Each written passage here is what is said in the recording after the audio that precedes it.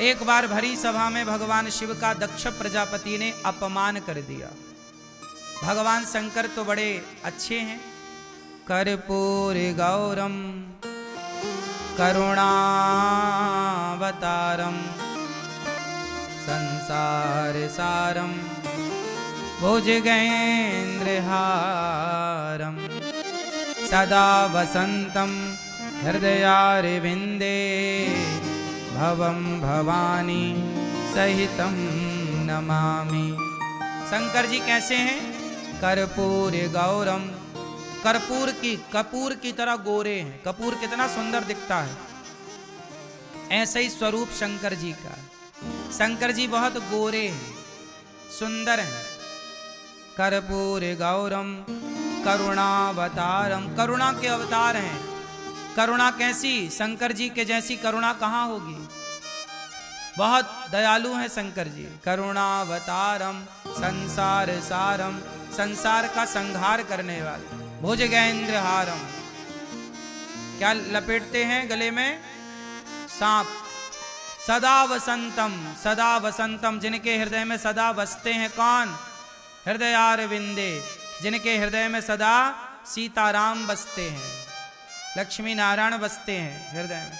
ऐसे भगवान शंकर को भवानी सहित भगवान शिव माता पार्वती के सहित भगवान शिव को हम ध्याते हैं, ध्यान करते हैं, नमस्कार करते हैं। बोलिए शंकर भगवान की। शंकर भगवान कहाँ रहते हैं? कहाँ रहते हैं? कैलाश। अच्छा, आपके घर में बहुत, आपके गांव में, आपके गली में, आपके क्षेत्र में मंदिर होंगे ना शंकर जी के, जहाँ शिवलिंग है। शिवलिंग पर आप जल भी चढ़ाने जाते हो। धतूरा, बिल्वपत्र, आग का फूल इत्यादि शिव जी पर चढ़ाए जाते हैं। शमी का पत्ता भी चढ़ाया जाता है। शंकर जी के मंदिर में क्या होता है? शिवलिंग। क्या होता है? हमारे यहाँ 12 ज्योतिर्लिंग भी हैं। 12 ज्योतिर्लिंग हैं। अच्छा, ये बताओ मुझे आप लोग, ये जो शंकर जी के शिवलिंग होते हैं, 12 ज्योतिर्लिंग हैं, ये शिवलिंग का मतलब क्या होता है? क्या है ये शिवलिंग? भैया बताओ, ये शिवलिंग क्या है? इसमें लिंग शब्द क्यों जुड़ा है? शिव तो ठीक लग रहा है, ये लिंग क्या अर्थ यहाँ पे क्या है? शिवलिंग क्यों कहा जाता है? राम जी के किसी मंदिर में रामलिंग तो नहीं कहा जाता। कृष्ण जी के किसी भी मंदिर में कृष्ण लिंग तो नहीं कहा जाता। तो शंकर जी के मंदिर में शिवलिंग क्यों कहा जाता है? ये प्रश्न आपसे कोई पूछे तो आपके पास इसका उत्तर हो, इसलिए ये प्रश्न हम पूछ रहे हैं और आपसे उत्तर चाह रहे हैं। फिर अभी इसका उत्तर भी देंगे। भैया सब बैठ जाओ, मेरी माँ बैठ जाओ। भैया टोपी वाले भैया, लाल बैठो, लाला सब शांति से बैठो और टुप्पी टाप रहो, शोर ना करो, शांति से बैठ जाओ, चुप रहो। बोलिए कृष्ण कन्हैया लाल की।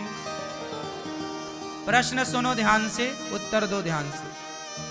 शंकर जी के मंदिर को, शंकर जी को शिवलिंग क्यों कहा जाता है?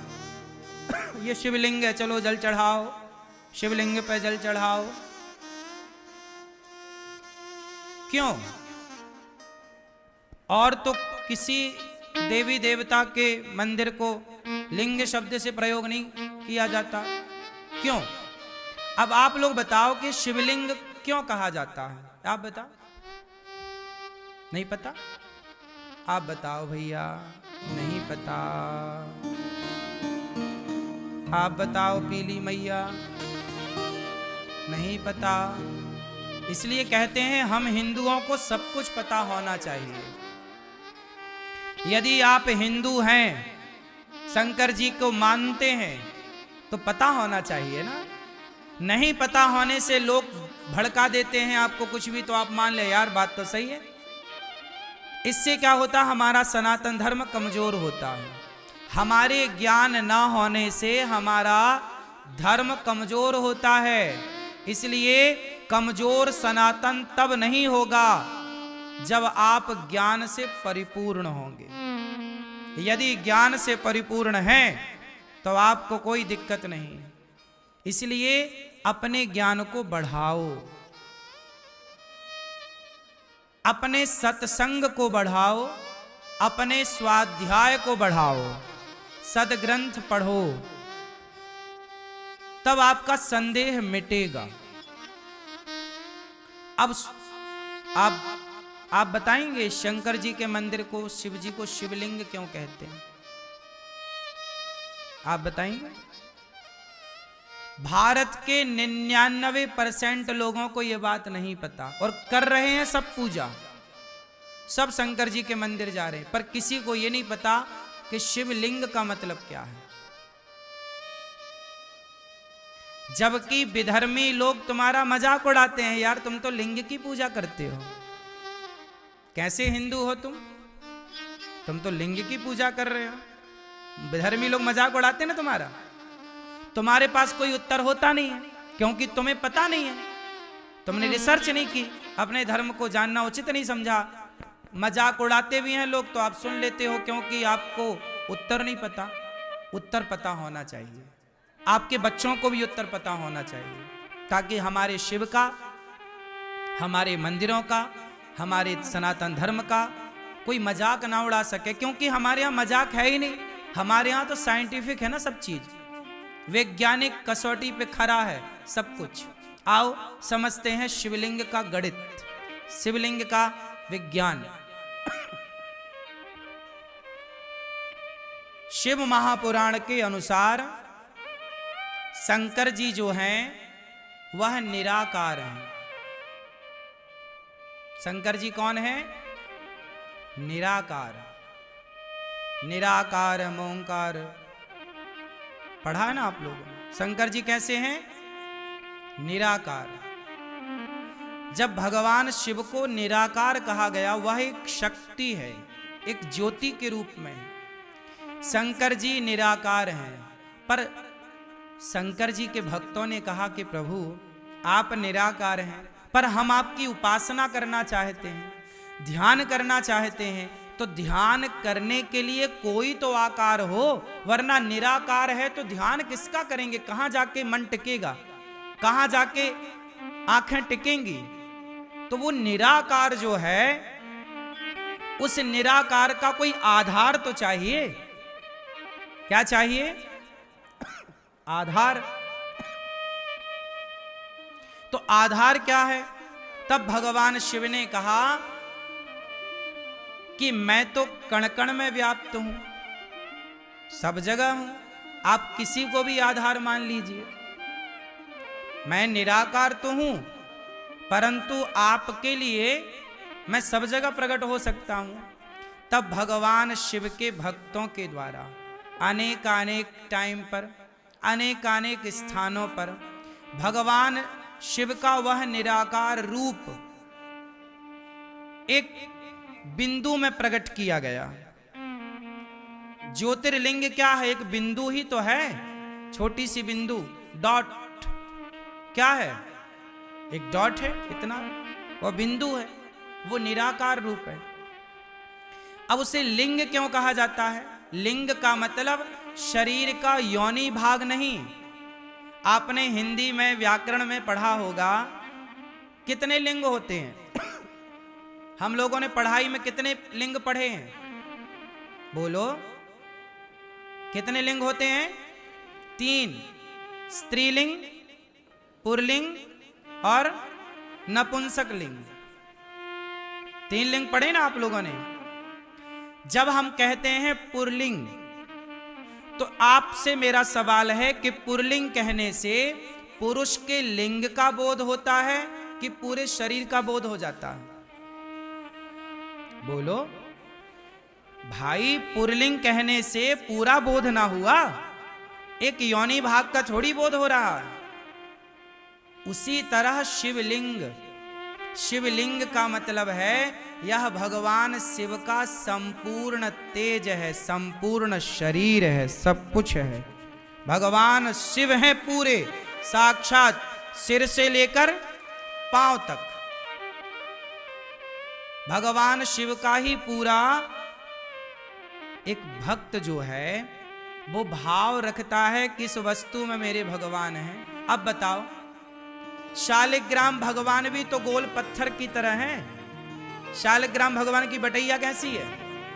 गोल है ना, उसमें हाथ दिखता, ना पांव दिखते, ना पेट दिखता, ना पीठ दिखता, ना आंख दिखती, ना नाक। शालिग्राम भगवान में कहां कुछ दिखता है? शालिग्राम भगवान तो गोल है कि नहीं? तो भाव ये है ना कि ये नारायण है। क्या भाव? शालिग्राम मतलब भगवान नारायण विष्णु। तो पूरे शालिग्राम गोल में भाव पूरे विष्णु का है ना। उसी तरह जैसे शालिग्राम भगवान में पूरे नारायण का बोध होता है, ऐसे शिवलिंग में पूरे शंकर का बोध होता है। पूरे शिव है वो। शिव का योनि भाग नहीं है कि कोई योनि भाग माने कि नहीं जी केवल ये योनि भाग है उसकी हम पूजा करें। नहीं, शिवलिंग का अर्थ है संपूर्ण शिव, कल्याण करने वाले। शिव का अर्थ होता है कल्याण करने वाले। ऐसे शिव की हम आराधना करते हैं। तो वहां लिंग का मतलब शिव को बोध कराने वाला वो शब्द है। बात समझ में आई? चूंकि इतनी सी जानकारी ना होने के कारण आप ना उत्तर दे पाते, ना आप समझ पाते, ना तो आप समझा पाते। बात समझ में आई?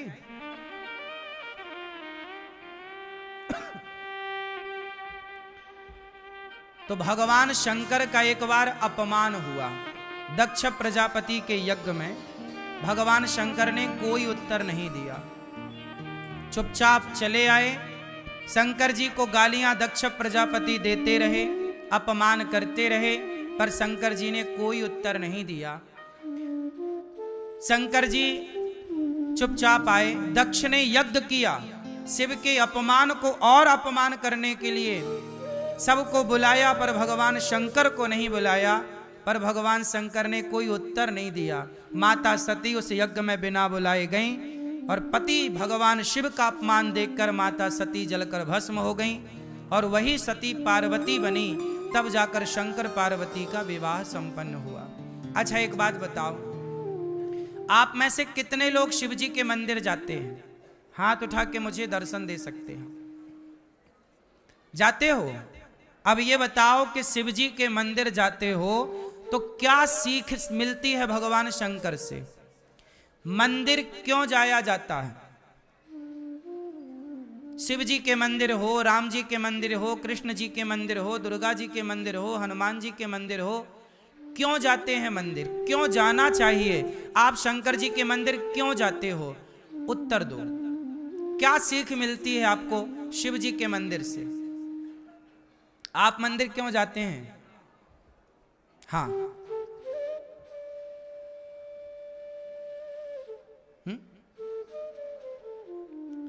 आप मंदिर क्यों जाते हैं? हैं? दर्शन के लिए, ठीक है। आप मंदिर क्यों जाते हो मैया? हाँ, आप मंदिर क्यों जाते हो? हैं? पूजा करने। कोई कह रहा पूजा करने जाते हैं, कोई कह रहा दर्शन करने जाते हैं, कोई कह रहा जल चढ़ाने जाते हैं। आप बताओ, आशीर्वाद लेने ही जाते हो।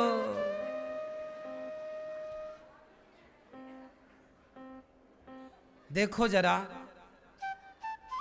हम हिंदू, हम सनातनी कितने अज्ञान में जी रहे हैं। हमने मंदिरों के विज्ञान को समझा ही नहीं। काश मंदिरों के विज्ञान को हम लोगों ने समझा होता। आज का युवा, आज का नौजवान भगवान से विमुख क्यों हो गया? क्योंकि उस नौजवान को हमने मंदिर का विज्ञान समझा ही नहीं पाए, समझाने में असफल रहे। मंदिर क्यों जाते हैं? इस प्रश्न का उत्तर शायद आप में से किसी के पास हो। जाते सब हैं, पर क्यों जाते हैं ये किसी को नहीं पता, बस जा रहे हैं। क्यों जाते हैं, आओ चर्चा कर लेते हैं। जब तक ज्ञान ना हो ना तो जाने का अर्थ कहां है। सब जा रहे हैं तो आप भी जा रहे हैं, ये तो भेड़ चाल हो गई। ये कौन सी चाल हो गई, भेड़ चाल। मंदिर क्यों जाते हैं, चलो बात करते हैं शंकर जी की। भगवान शिव के मंदिर में क्यों जाते हैं, नहीं पता? आप बताओ क्यों जाते हैं मंदिर शंकर जी के। चलो अब सुनो। भगवान शिव जी के मंदिर में जाते हैं कि भगवान शिव को देखकर हम भगवान शिव से ग्रहण करेंगे, सीखेंगे। क्या भगवान शिव क्या सिखाते हैं? शंकर जी के मंदिर जाने से पहले शंकर जी की कथा सुनो। कथा क्या है कि दक्ष प्रजापति ने भरी सभा में भगवान शिव को सैकड़ों गालियां दी, अपमानित किया, जलील किया, श्राप दिया, पर भगवान शिव ने एक बार भी उत्तर नहीं दिया। सारी गालियां सह गए। समुद्र मंथन में निकला जहर शंकर जी पी गए। शंकर जी के मंदिर तो जाते हो सब लोग, पर सीखते नहीं हो। शंकर जी से सीखो कि कोई कितना भी अपमान करे, वो परिवार का है, माँ है, बाप है, भाई है, बहन है, पति है, पत्नी है, मित्र है, दोस्त है, अपना सनातनी है। कोई कितना भी आपको जलील करे, अपमानित करे, शंकर जी से सीख लो कि आप उत्तर नहीं देंगे। आतंकवादी है कोई तो उत्तर दो, मारो उसे। तुम्हारी बहन बेटी को गलत देखे तो राम की तरह मार दो, रावण को, बाली को मार दो, मारने का भी विधान है। लेकिन भगवान शिव सिखा रहे हैं कि सहनशील बनो, सह जाओ। जहर पिया, आप कितना जहर पीते हो अपमान का? अपमान ही जहर है, सम्मान ही अमृत है। सम्मान तो सब चाहते हैं, सम्मान का अमृत सब पीना चाहते हैं। सम्मान का अमृत निकला समुद्र मंथन से तो देवता पी गए, और जहर निकला तो शंकर जी को लाकर दे दिया, और जहर निकला तो शंकर जी को दिया। अमृत निकला तो देवताओं ने एक बार नहीं पूछा कि शंकर जी जहर पिया है, थोड़ा अमृत पियोगे क्या? एक घूंट नहीं दिया शंकर जी को अमृत, देवता पूरा पी गए, और जो बचा उसे स्वर्ग में रख लिया। देवताओं ने पिया अमृत तो देवता कहलाए देव, और शंकर जी ने पिया विष तो कहलाए देवाधिदेव महादेव। शंकर जी की कथा है कि अमृत पीने वाला बड़ा नहीं बना, अमृत पीने वाला बड़ा, विष पीने वाला बड़ा बना। तो शंकर जी के मंदिर जाओ तो शंकर जी से सीखो कि जैसे अपमान प्रभु आप सहते हैं, हमें भी समाज के अपमान को सहने की ताकत दो। यदि हम अपमान ना सहेंगे तो भक्ति ना कर पाएंगे। अरे यदि हम आपसे उलझ गए तो भजन कब होगा? इसलिए कभी ना उलझें किसी की बातों पर, सदा भगवान की ओर बढ़ते चलें, यही सीखना है शिव से। तो मंदिर जाओ शंकर जी के तो शिव की तरह धैर्य